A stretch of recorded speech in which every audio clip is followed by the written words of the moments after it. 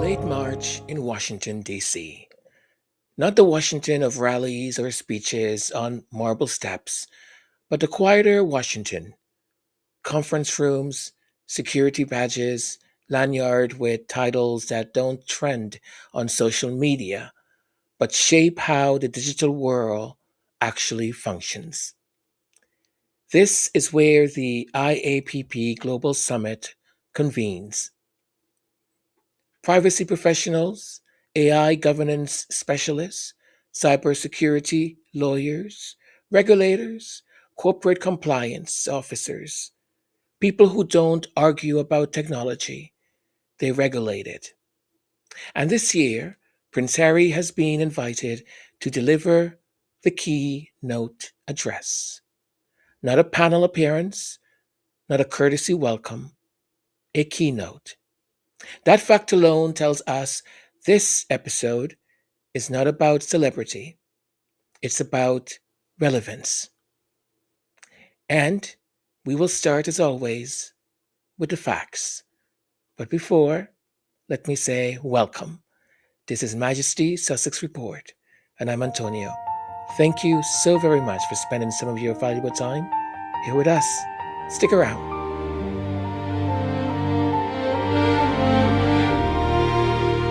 He was a child with the sun in his grip, running beside her, the world closing in,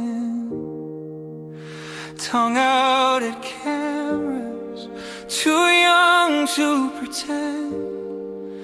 He already knew they were not his friends. Then came the silence, the slow marching drum, a boy behind grief no child should outrun. The International Association of Privacy Professionals is the world's largest professional organization focused on privacy, data protection, and digital governance. Its members work inside governments, multinational corporations, regulatory bodies, legal institutions. The Global Summit is its flagship annual event.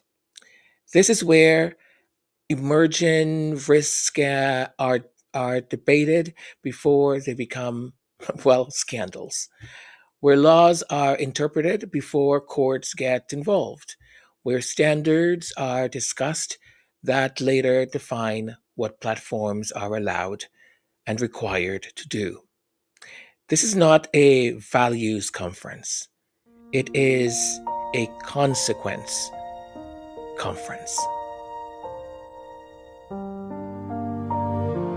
So, as expected and so predictable, there's going to be, the reactions and the naysayers and those who are just obsessed with the Duke and Duchess of Sussex and everything that they do. When Prince Harry's name appears on the keynote list, something predictable happens, and you folks know what. Just go into the comment section and you'll see it's like a fire being ignited.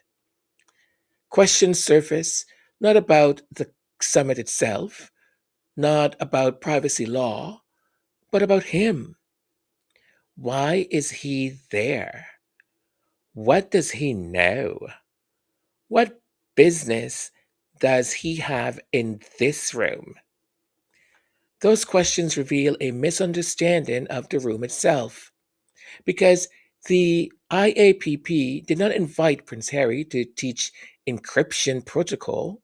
They invited him to speak to something this industry is now forced to confront: the human cost of digital failure. Now, allow me to prove my point, because you see, here at Majesty's Sussex Report, we like to verify, we like to do our research, we like to show up with some knowledge, you see. And now, how do I know that the British media and all those shows, whether it's the Sun exclusive or another, or that palace that has confidentiality or not, whatever their names are, I wonder if they will be saying anything at all about Princess Beatrice. Because you see, Princess Beatrice will also be attending the same conference, but the one in London. Now, she's not really a keynote speaker. She will be interviewed. It will be a sort of conversation, but it's still categorized as a keynote speaker, but not a solo. She'll be interviewed. It's a conversation, really. Nothing wrong with that. It's still prestigious, it's still important. But have you taken a look here at the comment section? So this is on Instagram. And here is Beatrice. There is the comment section on Instagram. I don't know if you see anything, but I don't. Hmm. And I wonder how many royal commentators and royal scholars and royals and the royals and the royals of the royals of the royals kissasers. I wonder which one of those, or which program or newspaper has insightful, thoughtful commentary will be criticizing and saying that Princess Beatrice does not know anything of what she speaks of. Now, let me show you. This is just part of proving my point. This is Prince Harry's, the Duke of Sussex. You see? Well, that first comment is mine. I had to leave a little something there for people to, I don't know, I don't realize how silly and stupid they are, perhaps. And the comments go on and on and on and on. The barrage of the usual, of the insane, of the mindless, whether bots or human. Oh boy. It is incredible that people take time out of their life, time they will never get back, to do this. And for the people or institution, firm or whatever, that is paying for bots to attack any section that has the Duke or the Duchess of Sussex participating, or any of their businesses, to attack that comment section. What a waste of money, really. Invest that money somewhere else. Give it to charity. Maybe you can help build a school. Maybe feed some hungry children or seniors or households. I don't know. But I guess the hate is strong, isn't it? So there is my proof. My proof to never ever listen to anything they say. From the Samara to the eyebug lady to the silly man to the one who pretends to be, hey, my name is Matthew. My name is Matthew. And the other one, what? The one that is usually on all fours with his dog. Oh my dear Antonia, you're getting a little bit down in the gutters, my dear. And we don't want to be there. Our shoes are expensive. Let's move on.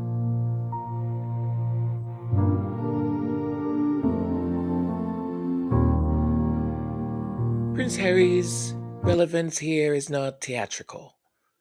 His life has been shaped by intrusive media practices, data misuse, digital amplification of harm, long term psychological impact of unchecked exposure. These are not ab- abstractions in privacy law anymore. They are case studies. And unlike most case studies, this one has unfolded publicly, legally, and globally. That experience does not replace technical expertise, it complements it, which is why institutions concerned with governance, not gossip, keep extending invitations to the prince. This keynote sits within a documented pattern. Prince Harry has been invited to speak at the United Nations forums, global mental health, also in regards to policy adjacent summits on technology, leadership, and responsibility. These are not entertainment bookings. They are issue driven platforms where lived experience is treated as evidence, not ornament. Serious rooms do not invite speakers casually. So these invitations share one common thread. They center on human impact, not celebrity. His public work has focused on mental health, trauma and recovery, online harm, youth protection, institutional accountability. These are not abstract concerns in the privacy and AI space. They are central ones. So there's a reason behind his invitation and why they would want him to speak and be the keynote speaker.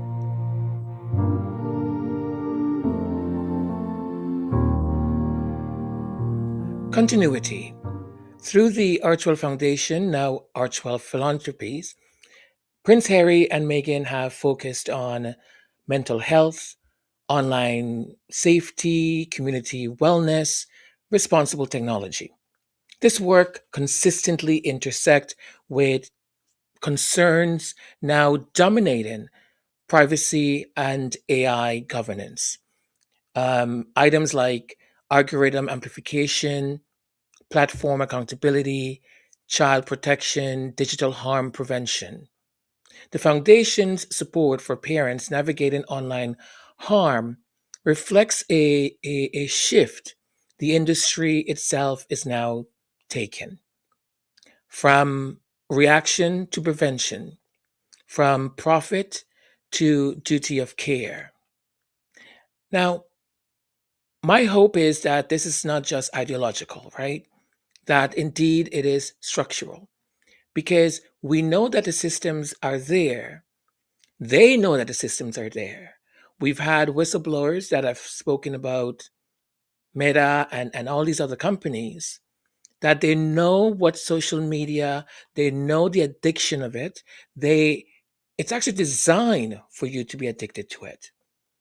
And they also know the harm that it causes, especially for young women and obviously men also, because there's lots of issues. And with the parent network, I mean, such a necessary, important um, um, um, organization that Prince Harry and Meghan founded, brought together these parents in order to help other parents, in order to also educate, amplify, and to put pressure also on these companies because they know the harm that is happening, right? So that is part of why Prince Harry is there as a keynote speaker because for many people that are in that industry, as you may imagine, when you're in a particular industry, your focus is so tunnel vision. It's completely sort of like you're in a tunnel. This is what you do. It's about technology and it's about innovation and just, I've worked in tech before, and one of the things in innovation that they say is in innovation. People like to just go in and break everything because just redo everything better and bigger and faster and all of that, right? I've never been a big fan of sort of go in and break everything because there is an enormous amount of value in what is there already, what has been um, functioning for many years, and then you can sort of build off of that, see what is working, what is not, and how can we build whatever that new thing is. But you see, the issue also is that many of these organizations, of these companies, social media, they fully know the harm that they're causing, but they're making a lot of money. A lot of money. Do you think that the owner of X, Twitter, doesn't know how much money and doesn't know that the vulgar and vile things that are said on that platform, right? It amplifies hate. It amplifies this the sort of darker side of humans existence and thought. And people, I think, with I'll call them technocrats, they get so caught up in producing this next thing, right? And focus in that sort of tunnel vision. They're in this tunnel that they're not realizing sometimes that they're destroying everything outside of the tunnel, right? Because for me, working in sort of that environment was very much, you would start out saying, how might we produce this so it the app can be faster, it can provide X, Y, and Z. And in no time or many times in that statement, that proposition, how might we, there was never, how might we not do harm in creating this new X, Y, or Z thing? I never saw that as a statement. As a matter of fact, I was in a team, and part of our responsibility was to look at the hospital emergency system and how might we create applications utilizing technology for faster, quicker service, to be diagnosed faster, and all of that. And I remember in one of our discussions as we were, dismantling everything in order to build it again from scratch, I guess. I We spent an entire day going back and forth and this and that and building something and then getting feedback and then going back and redoing it again, getting feedback and back and forth, back and forth. Towards the end of the day, with a massive headache, I we were debriefing and I said, maybe that's why people didn't like me too much. I said, all of this is great, but not once today we have talked about the human. Not once. We had not spoken at all about the human. How do we navigate from an ambulance to a corridor to the person getting registered? There are people also who might not want their medical situations be broadcast so in the open, even if you're there for an emergency and you're in pain or whatever, right? It is it is sort of when these things are designed or being designed, the human, it's at the very last, even if the human is taken into consideration.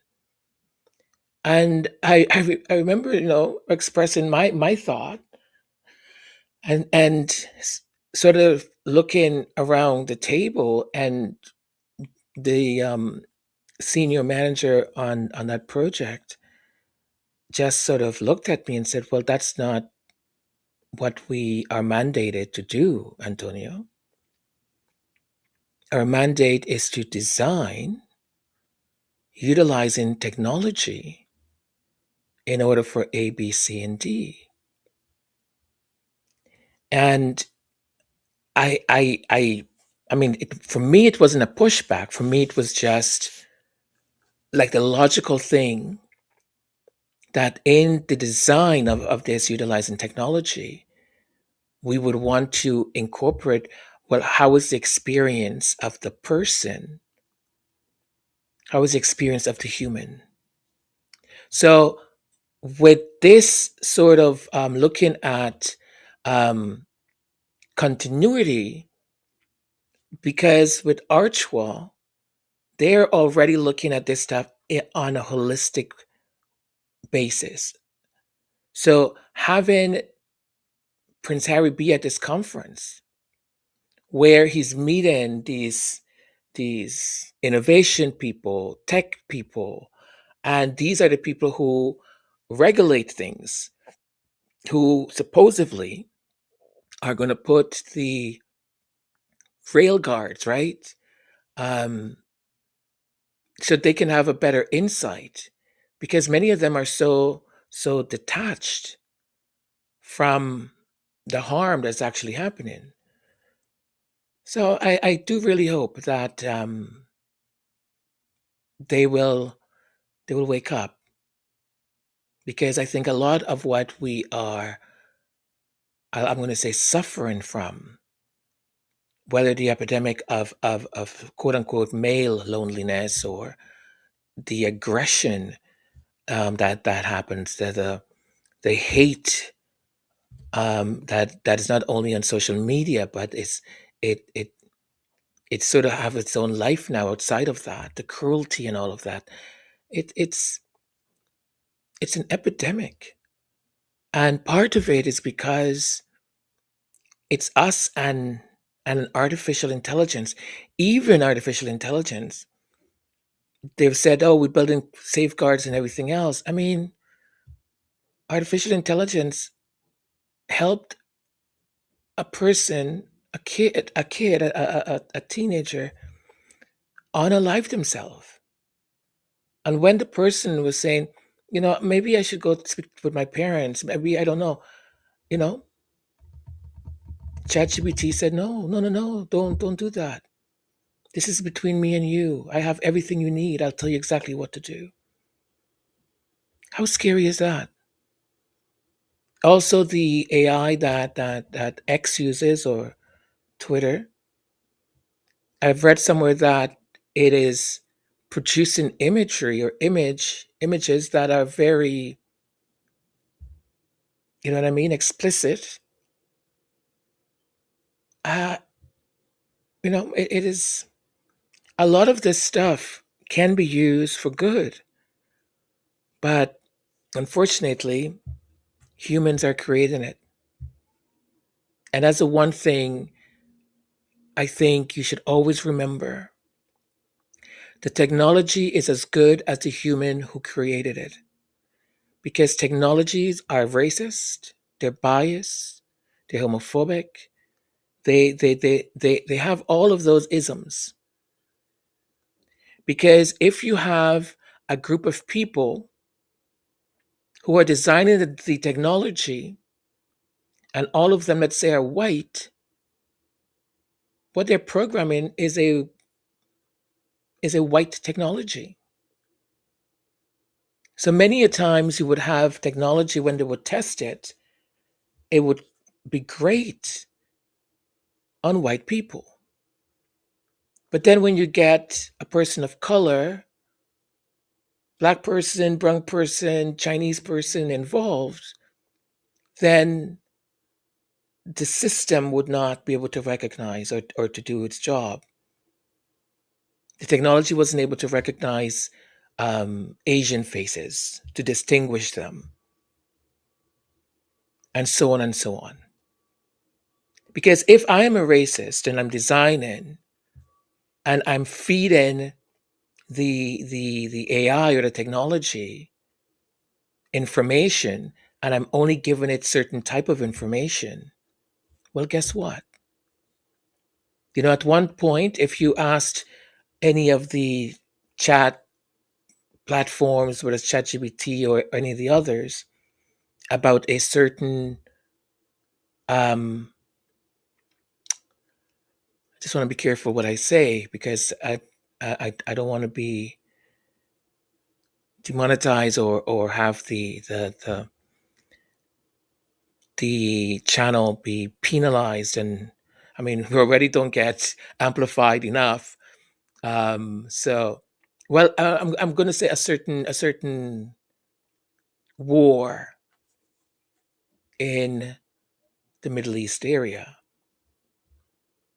At one point, the AI, when you would ask for information or to understand what is happening, it actually gave to you an unbiased readout. And then the owners realized this was happening, and they retrained the AI, and all of a sudden that it was giving you answers that you knew were sort of propaganda. So the information we get, just be mindful. Just be very, very, very mindful of the information you collect. So this is great. You ever trust someone and then they wipe your butt with a cold, wet napkin? Welcome back to Nappy Confessions. This is episode 2, the wet wipe incident. Today's topic, betrayal in its purest, coldest form, wet wipes. Joining me is the crumb-covered legend herself, Layla. Thanks for having me. I've just been scrubbed like a kitchen tile. Same, and they always act like it's gentle. Gentle? It's icy horror on a napkin. I flinch like it's a jump scare. 1 second I'm vibing, the next hold still, like I'm being arrested mid-poop. I've started fake crying during changes. It buys me like 4 seconds of mercy. Genius. I scream like I'm being exercised, gets me 2 extra snacks. Smart? Also, are you pooping right now? Oh yeah, it started around line 3. Respect. Anyway, that's all for today's trauma dump. Join us next time when we discuss why we throw food we actually like. You ever trust someone? Friction. Some UK media narratives remain stuck in an old script. Dismissal, ridicule, reduction. Those are all words that they try and use to define Prince Harry. And in their narrative, this airhead sort of person that they don't seem capable of letting go.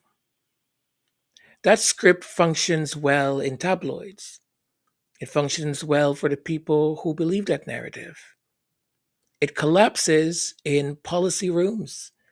It collapses when Prince Harry gives a speech. It collapses when he's invited to these very, very important conferences. Organizations like the IAPP do not select keynote speakers based on loyalty, lineage, or popularity. They select speakers who serve the purpose of the room. And the purpose of this room is to understand how technology, law, and human lives intersect and sometimes collide. That is why the disconnect persists. Not because critics are curious, but because the frame they rely on no longer fits. Signal. This keynote signals something important. Privacy, AI governance, and cybersecurity are no longer treated as purely technical domains. They are recognized as social systems that affect mental health, childhood development, democratic trust, and personal safety. As those recognizations deepen, voices shaped by consequence are being invited into rooms that once excluded them. That shift is not symbolic, it is long overdue. Long, long overdue.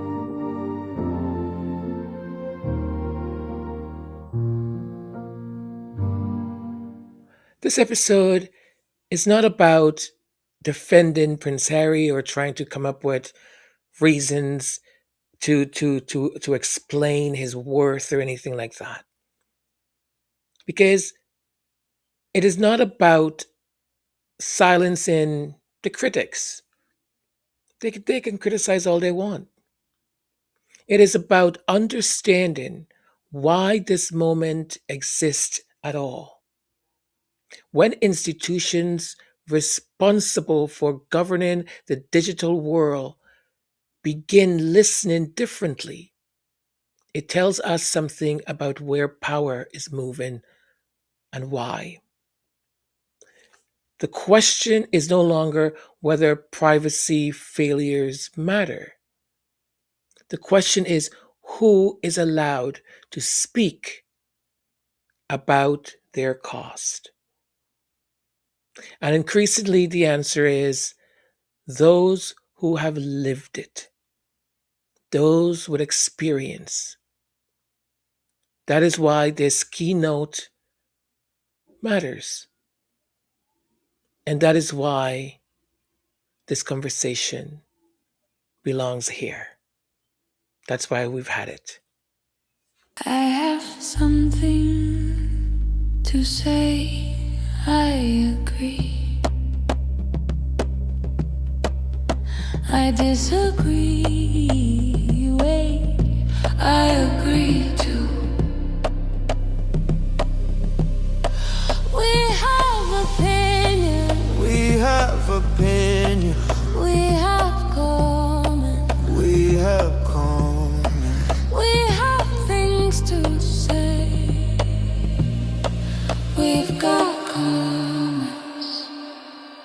Okay, so welcome to comments, and let's go right in. Our first comment is from Sharon Naismith, and it reads, "Thank you for the promotion to the council. On a sadder note, I lost my only brother and will lay him to rest on Friday. Please keep me in your prayers." Absolutely, Sharon. And on behalf of your Majesty Sussex Report family here, our deepest condolences. Our deepest condolences. If you don't mind, I like to say a prayer. And for anyone listening or watching, if you don't mind joining, to pray for Sharon and her family, her loved ones, and for her brother. Loving God, today we come with heavy hearts and quiet breath. We come not with answers, but with love, not with explanations, but with being present. Be especially close, O Lord, to Sharon today and to the days ahead. She has lost her brother, a bond that carried shared beginnings, shared memories, shared silence. What words cannot reach. God, may your mercy hold. And as she sits in the weight of farewell, wrap her in a peace that does not demand strength. Let her cry without apology. Let her remember without fear.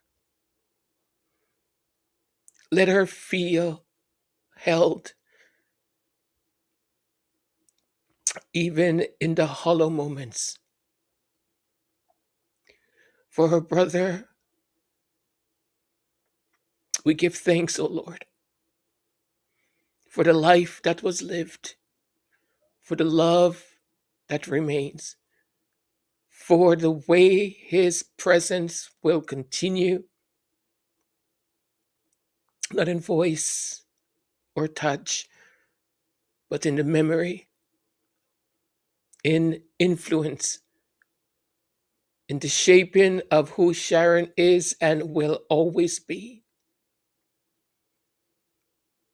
May He be at rest now, free from pain, free from struggle, free from the worries of this world, resting in light, in dignity and love. For Sharon and her family, O Lord, be their shelter. Be the quiet hand on the shoulder. Be the breath when the air feels so thin. Be the strength that arrives only when needed. Never before, never too late. Remind them that grief is not a weakness. It is love that has nowhere to go. And love, in all its forms, is never wasted, ever. Surround this family with compassion, with care, with tenderness, with love. In the days ahead, when the crowds fade away, when the silence grows louder, when the world expects them to move on before their heart is ready, may they move forward gently. May they remember freely. May they know they're not alone. Not today, not tomorrow, not ever. Protect and guide them, O Lord, and comfort them. In your holy name we pray. Amen. Thank you. Thank you for joining in that prayer. Sharon, you've got our love. And just tell us anything you may need. My offer still stands. If you would like to have a, a memory song, it would be my pleasure to work with you and to have that as a gift for you. Just let me know, okay? All right, and here's our next set of comments. And we start with Angela Thembekwayo. And Angela, please, my apologies for mispronouncing your last name. Angela writes, sincere condolences to you and your family. Wish you God's strength to console you. Angela, on behalf of Sharon, thank you so very much. And the next is Sharon. Sharon writes, wonderful, Antonio, as always. Thank you for the much needed lessons on media literacy. I think it's so important because it's so easy. You don't realize how many things are owned by either by a family or by one person.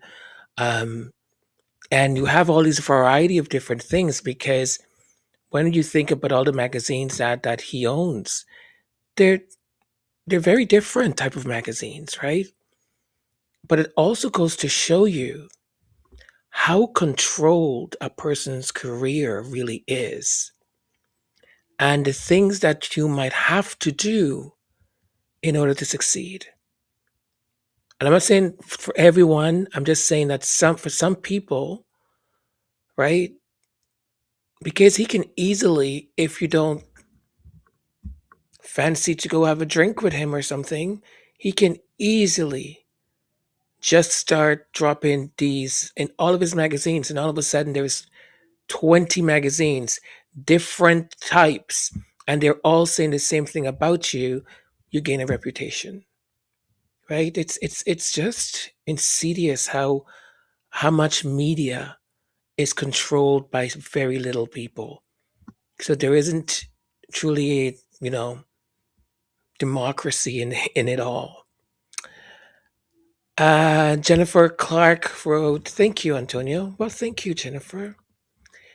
Callie Jen wrote, "Whoa, Antonio, you adjusted the Christmas emoji really quick. Thank you.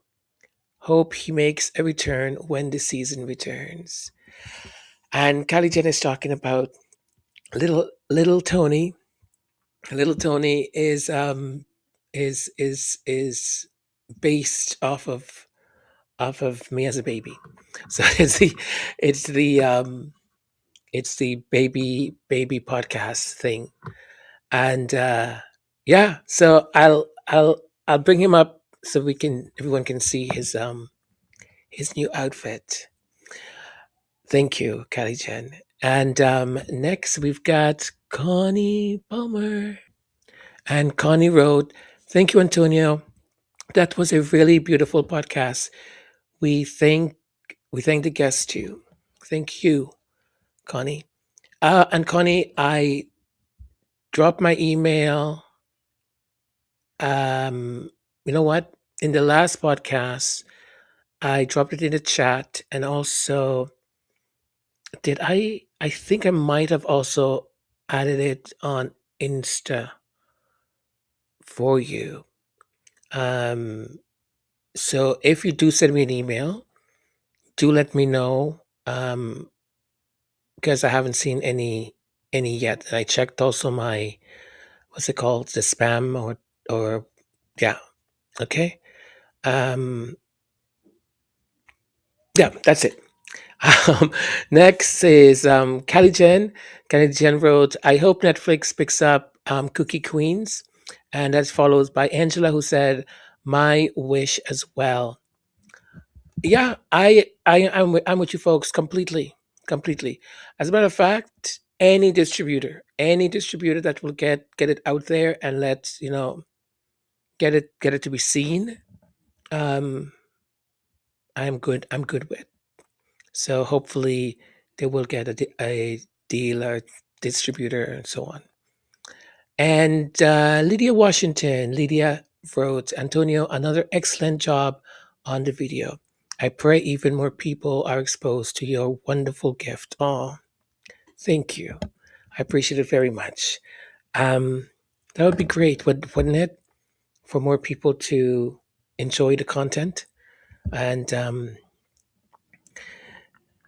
Lydia, I decided, I had that whole thing the last time, I think, when I was talking about maybe I'm going too long, I'm being too academic, la di da da da da da.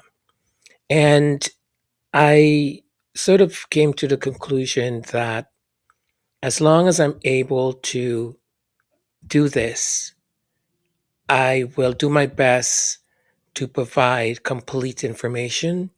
So do my research, um, and present it back to you folks. So you're able to be fully um, informed of whatever topic or whatever I'm presenting. And for others, they may just take 10 minutes of it, and it's okay. I get the point, and move on, and that's okay too. So I'll continue doing me and stop trying to adjust to a million things. Thank you. Okay, voila. Here we go with the next set of comments from Maria Francis. See, I don't say Maria, I say Maria. Maria Francis. Thank you. Thank you, Maria Francis or Maria Francis for the Hearts of Love. And Miss Viv wrote, beautiful tribute to your father. Loved the song. Be blessed, Miss Viv. Praying for you. Thank you. Gonna make me cry. Thank you so very much. Actually, it was yeah. As I said, it's during these special occasions, the special moments where the essence and the presence of the person is so missed. And I'm okay with it. I'm completely okay with it. Um and I allow myself to feel the emotion I need to feel. I don't deny myself it, and I think that's a healthy thing. My brothers bought cake, and they were over at my mom's place, and um, so we sang happy birthday. And then my nephew Romeo, oh, he's such a little man. Um, so for his dad, so my brother, he for my brother's Christmas, which I didn't know this was his. Was it a Christmas gift? Yeah, I think it was his Christmas gift. So for my brother had the last voice message that my our dad had um had left him. So they got it into this really cute teddy bear. And so every time you press the paws of the bear, you can hear the voice of our papa just leaving my brother a message. And it's so typical. Also, the way he leaves, or the way he speaks in regards to leaving messages, it's just hilarious. So many times we just end up laughing, and it's a great memory to have his voice. So it was good. Thank you so much, Ms. Vive.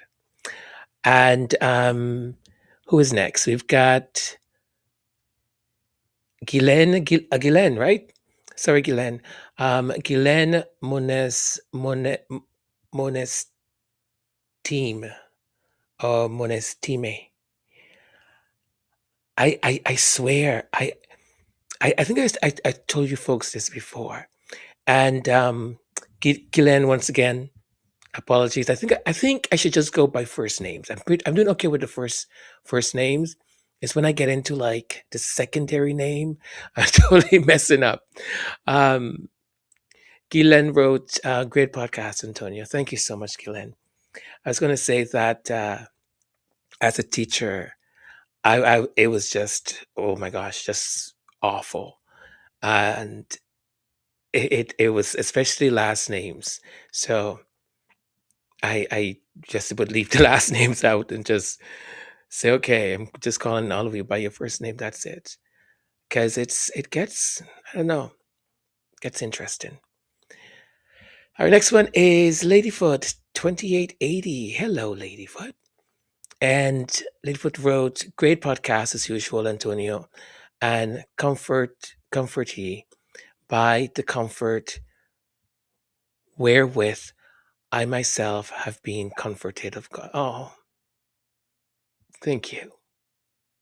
Thank you.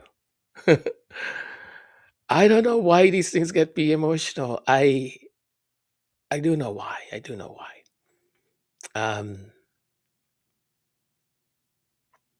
I welcome that energy of love, of showing care and kindness. And I think because of who I am and everything presently happening, there's so much negativity that sometimes one intakes. And the sign of kindness, of gentleness, of a sweet word the reminder that our humanity is still there. It really moves me. It really does in so many ways. Thank you. Hello, Angela. And Angela wrote, whoa, bravo, bravo, bravo. As usual, incredulous podcast, Antonio. Happy memorial and blessed birthday for your papa. May today bring you comfort in knowing how deeply he's missed and cherished. Thank you. He surely is. Mr. Loudmouth. He surely is. He surely is. Um, Sometimes it's very difficult because I'll be with my mom and something will come up, something or another, and she'll go really, really quiet. And I know when she goes really quiet, she's just in tears. So I usually just go over and tell her it's okay. Like, it's totally okay. You know, it's the only person she's known all, well, I don't want to say, it's the only man she's ever known. I'm not the one who's saying it. She's the one who said it, and he's the one who said it. So, to be with that person and go through the struggles they went through and fight for their love and all of that, it's an incredible thing. Yeah, thank you. And our next person is Joyce Anderson. And Joyce said, thank you, Antonia. Great job. Thank you, Joyce. And Joy Amour. You see how I said that? See how I said that? I'm bringing back my accent française. Joy Amour. Thank you, Antonio. You are so gifted. Like, oh, thank you. Thank you. Tell that to people that I because I'm in the market looking for employment, and oh gosh, I think when you are doing something, and I'm sure you folks have heard this, and it's so true. When you're doing something that you feel passion for, and you also have certain standards. Sometimes it's good, sometimes it's not good because my standards sometimes takes up a lot of time, if you know what I mean. But when you're doing that, I think, and you want to bring the best always um, to the people to whom you know I respect and I appreciate so very much that you folks show up and you comment and you do all the things to show me support. I don't take any of that for granted. And it's such a beautiful gift to have all of you. Such a blessing. And when I get messages like yours, comments like I'm yours, it makes me extremely happy. So very happy. So thank you. Sharon Agustine said, thank you, Antonio. Great podcast. And Sharon, the same thing I just said, all of that also to you, to each and every one of you. Thank you. Callie Jen wrote, Antonio, your papa will always be thereby when you keep him in your heart. He's always in my heart. Always. And he always will be. He was a great man. Sometimes can drive you crazy, but so is everyone. And stubborn as heck. Sometimes I do get angry, but not for very long. I get angry because I was like, why were you so stubborn? Why wouldn't you listen to what I asked you to do or told you to do? You get older and you want to boss your parents around sometimes. And one of the last conversations I had with him, we were in the car together. He was driving me to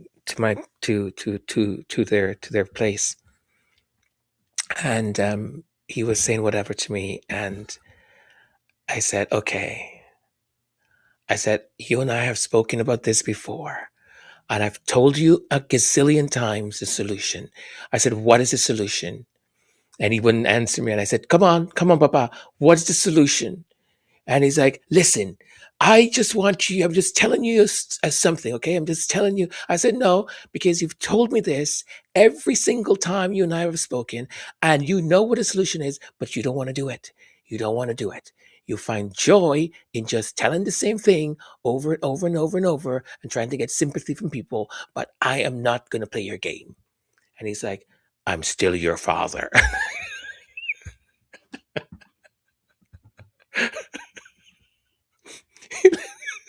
He literally was like, I'm still your father. I said, yes, I know you are. So, and you're stubborn.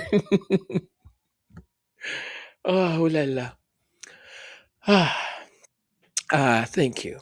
Thank you so much, Kalijan. Hope FC Charity. Yay, hello. Hope. Hope Rhodes. You really do your research and debate the issue objectively and realistically. It's a pleasure listening to your podcast. Oh, thank you. Thank you. Thank you. You see, this is the reason why I stopped tormenting myself in regards to maybe I should just do 5 minutes. Maybe I should just do this. Maybe I should just do that. And maybe, yes, maybe I should. I don't know. But after you've done a bunch of research and you've spent hours on it and you verifying this and looking up here, and then I write out the script and I don't know, I can't just I can't just say it in 5 minutes. I have to tell a whole story and take you on a journey and give you I don't know and yeah, because I think for some of the issues that I try and tackle, I want at the end for you to come away with, if you didn't already know it, to come away with having learned something, or um, almost like adding on to what you already know. Because also the other thing is for us who are in this space, at least for the people, the podcasters, the other ones that content creators that I follow and I still listen to. For me, I also think, okay, how can you make this different? Yes, it's the same story, but you folks are so amazing that I know that you support so many of us. And sometimes I think, oh gosh, I know they've heard this story already 5 times. How can I present this differently? How can I bring in something additionally, or maybe present the same thing, but maybe I'll write a song to it or something. Um, so thank you. Thank you very much. I really appreciate that.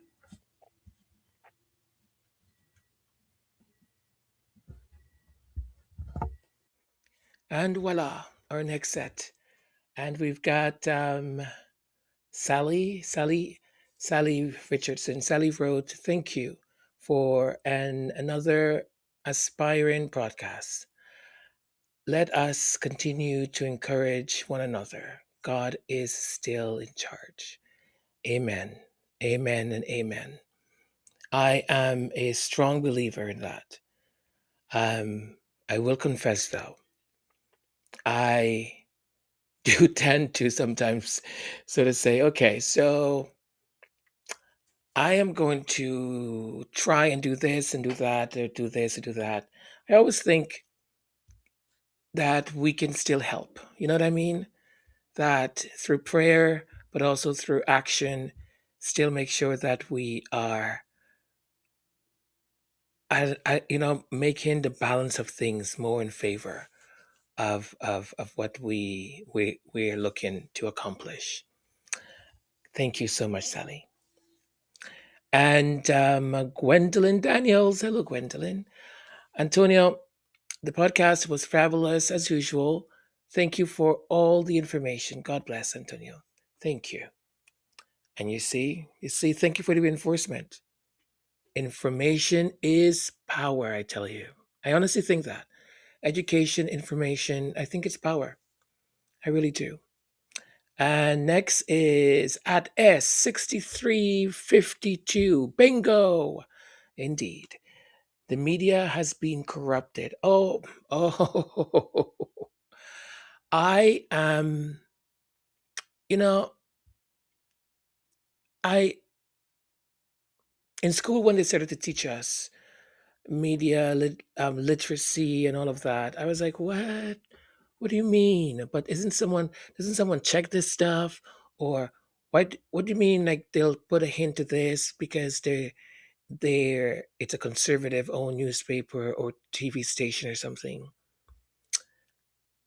But if I thought that was bad, what is happening now is absolutely bonkers. To think the amount of power that fourth Viscount Rutherford or whatever, and they've allowed him, I think, to acquire the Telegraph also. So the amount of power that he has, the Murdochs, the amount of power, and the thing that is astonishing for me is, that saying, with great power comes great responsibility, is that these people, they are not in for the best, the good of the people. They have an ideology, and that ideology is not good. I mean, that's the reason we are here in the situation we are in, where the world is upside down, where people honestly believe some of the nonsense that the present president talks about. They honestly, I heard on this podcast the other day, this guy, like, absolutely twisting himself in a pretzel to justify that the US should invade Greenland. I'm like, and sometimes, I can understand if it's someone who's not well read or doesn't understand certain things, but sometimes it's also people who are in high positions who you would think, you know, knows a little bit of stuff, but they don't. And it's extremely corrupt, the media, extremely corrupt. It's so easy to make a story sound a certain way. I mean, look at what the media in the UK does. And knowing that all these different um, um, names in magazines and in awards and stuff is controlled by one person, it's just ludicrous. I think I told a story once before when I went shopping with my cousin.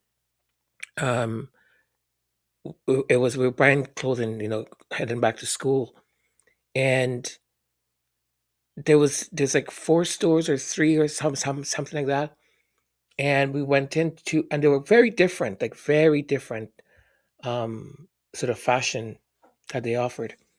And then my cousin, as we're going, she goes, and we were having a discussion about whatever, and she said, no, they're all owned by the same person. I said, what do you mean? Like, all, like, the different they're owned by this, like, what? Like for me, it was like a revelation that, a person can, like, have these three very distinctive brands of different stores, and you think they're owned by different people, but they're not. Hi, Jean. Jean, big heart. Right back to you. Mary Frank 487 said, Feminegra piece is 1001% correct. I think you're talking about the Feminegra piece on um uh Megan speaking, right? The sort of um,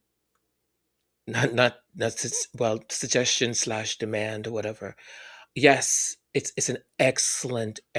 I love Feminegra, and I read their stuff when I'm doing my research. I read some of the other magazines also, and then I go on online and try and find more information. But because I think Feminegra is more um,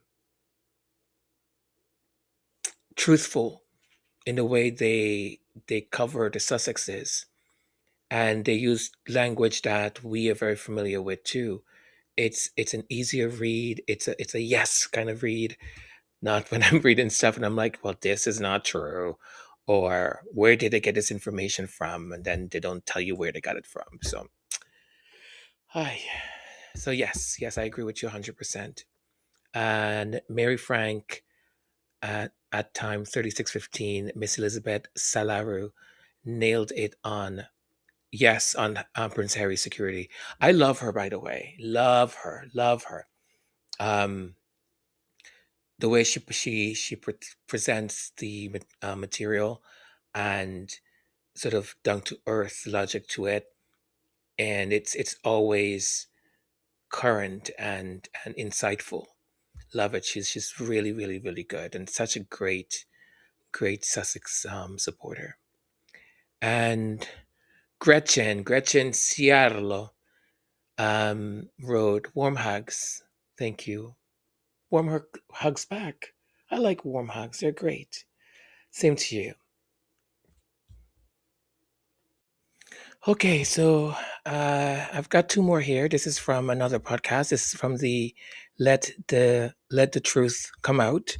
And so the message I got here from Sassy 83 reads, "You're giving the Beckhams way too much power. They want relevance. I thought this was a Sussex friendly channel to discuss Prince Harry and Duchess Meghan. I'm trying to avoid hearing about the other family, as I could care less. Showing myself the door." Um, Sassy 83, thank you for the comment. Um, I'm not assigning the Beckham's power, number one, at all. I'm examining patterns. I'm a sociologist. I have a degree in sociology. It's part of how my brain also works. I was examining patterns. The episode wasn't about relevance or celebrity hierarchy. It was about systems, how institutions with brands, access, and friendly media ecosystems respond when a son chooses his wife over the machinery that built them. So in Brooklyn Beckham's case, the Beckham brand, and he even calls it a machine, right? And in Meghan and Harry case, the firm, which is also a machine. The comparison wasn't Harry equals Brooklyn or Meghan equals Nicola. By no means. These are two very different cases, okay? Very different. I would never compare Nicola to Meghan, ever. Nor would I compare Harry to Brooklyn. It's two separate, two different set of people. But there was a commonality in an experience that they were having. It was media behavior, institutional reflex, and the familiar habit of sort of casting the American woman as the destabilizing force. If that structural analysis, isn't of interest to you, that is fair, absolutely fair. But this channel doesn't operate on one single name, loyalty, or fan only silo. I it I try to examine how narratives are manufactured and how they are reused and how how they end up um, being utilized, right? So no doors are slammed here, okay? None at all. Um, but this isn't a sort of comfort channel. I try and do analytical work also, and I'm not a one dimensional person, and the channel reflects a lot of who I am. So I'm interested in many things, and I'm interested to find out how does this compare to that, and how does this influence that, and oh, I see patterns over there, right? So if I see a pattern, I'm going to bring it to you folks, right? Because we don't exist in a silo. So I'm sorry that you felt that way, but listen, the doors are always open here. I never close any door, so you're welcome anytime back, and hopefully you will enjoy other content. Okay, but thank you so much for the comment. And now my next set of comments are from Lydia Evasquez. And in the first one, Lydia wrote, "What? Professor Tim Wilson is anti our Princess Meghan, royalist and racist. I will keep that in mind and track this point moving forward." Then the following comment, also from Lydia, says, "I respect Professor Tim Wilson as one of the stand up voice of reason in toxic, sad, miserable UK. Thank you to the good professor." So, Lydia, I'm confused. I'm confused because I usually don't use the professor a lot because there has been some comments that he's made that I don't agree with, and they're kind of problematic for me. So I usually don't. But the comment that he made about Prince Harry and being in court, and about the one the one time Prince Harry got emotional was when he spoke about his wife, and how the professor identified with that, and he related to an experience um, about him, you know, being adamant about not going back to a certain country that his partner was tortured at. So I just took that part, right, that commentary, because I thought it was of good value. I thought it was fair, and the way he expressed that entire experience and described Prince Harry in court, and it was very favorable, and I really liked the way he delivered it also. So that is why I am brought it. If ever there is another channel, another content creator that all they do is, let's say, bashful things and say nasty things about Meghan or Prince Harry, and then they say one good thing, I will never use them, right? I will never amplify their channel at all. Um, Professor Tim Wilson also does a lot of things, comments on politics in the UK, and I watched some of it, and yes, I agree. Sometimes he'll say things that I'm like, right, because it's very sort of like royalist kind of coded, but he's allowed to be a royalist as long as when I'm watching or some an opinion, if it's still balanced, if it's a balanced opinion, yes, I will enjoy it. I will use it if so desired. Um, but if it's something where I completely disagree, or he's making a snarky comment about something, then I wouldn't use it. There's been a couple of times where I've actually written on his channel and left comments disagreeing with what he was saying, and he's responded back and said, "I see your point," right? So having said that, the messaging is a little bit confusing because in one message, it's one thing, unless I am reading it incorrectly. And if I am, please do forgive me. and the other kind of message is more supportive. I don't know. Maybe we all just need to go to bed and sleep. But anyways, Lydia, I really hope I didn't offend you or that by using that clip, you know. But thank you.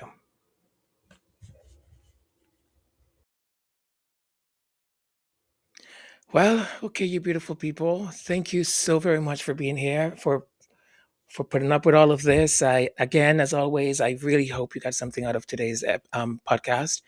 And if this is your first time around here, please do subscribe. It does help us. And for those who already are subscribers, remember to put your notification on, so you know when new material is being uploaded. And do all the things that the algorithm and this platform would like us to do, so they know that we're still relevant, people still watch our stuff or still like us or whatever. So comment, like, download, share, do a little shimmy, do a little dance, do a little wave, sing me a song, all those things. And hopefully the algorithm will like it and will push this out a little bit more. Thank you so very, very, very much. Please, please, please take care of yourselves, okay? I mean it from the bottom of my heart. We live in very challenging times, and it could be very testing on our mental health and our physical health and all of the above. I said the other day, just find moments to just laugh, to just rejoice, to just listen to music that you love, to maybe read a book, watch a movie, anything that will bring joy into your cell, into your skin, into your body, so that your heart and your soul is reminded that no one, absolutely no one, is going to take your joy away, is going to take your happiness away, is going to take your love away. No one, no matter what, because you were born with dignity. You were born, you were given dignity. And from that dignity, we dance, we rejoice, we let our voices be heard, we let our laughter be heard. I love you all so very much. Have yourself a wonderful day, night, afternoon, morning, noon, whatever, whenever. I love you all. God bless and take care, okay? Be kind. Be kind to yourself, be kind to your loved ones, and be kind to that stranger that's crossing your path. You might be the only kind thing that they've had all day. Who knows? Ciao for now. Mwah.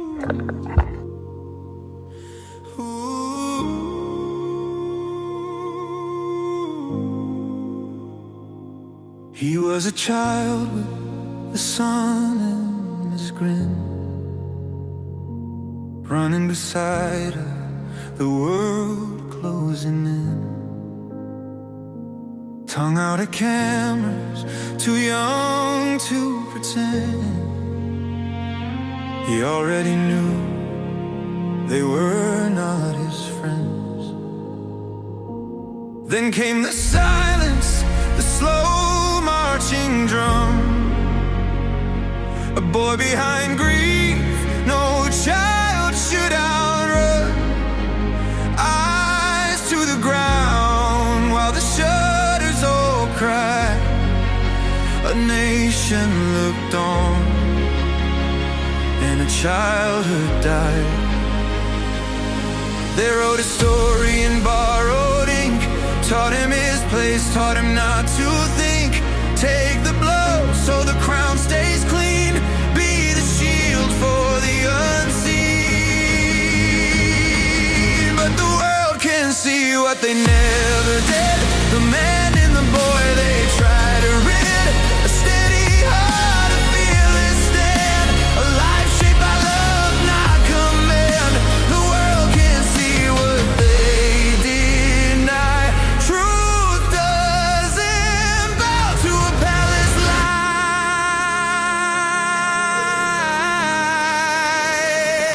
They dressed him up as a reckless bear, every name but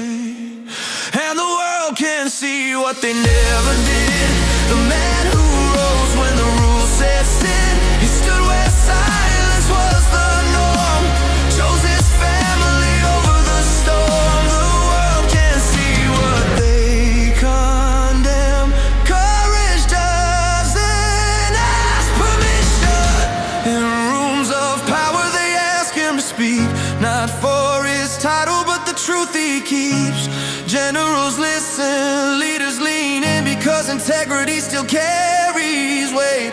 For soldiers broken, for children online, for forests, for futures, for the thin red line. He shows up hope, no script, no crown, just a man who won't look away, won't bow. The world can see what they fail to be, a living lesson in dignity. He outgrew fear, he outgrew shame, turned survival into a higher aim. The world can see and history will too. Who stood for love when it mattered most, and who stayed true?